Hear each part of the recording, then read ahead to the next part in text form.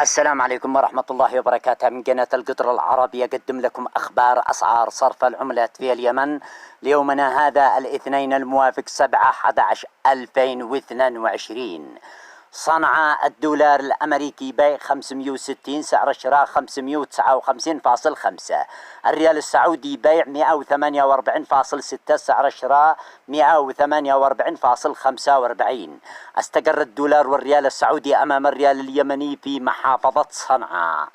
محافظة عدن الدولار الأمريكي بيع 1175، سعر الشراء 1164. الريال السعودي بيع 311، سعر الشراء 309. محافظة حضرموت الدولار الأمريكي بيع 1175، سعر الشراء 1164.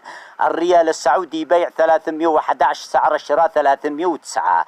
ارتفع سعر الدولار والريال السعودي أمام الريال اليمني في محافظة عدن ومحافظة حضرموت. قدمت لكم أخبار أسعار صرف العملات ليومنا هذا الاثنين من قناة القطر العربي.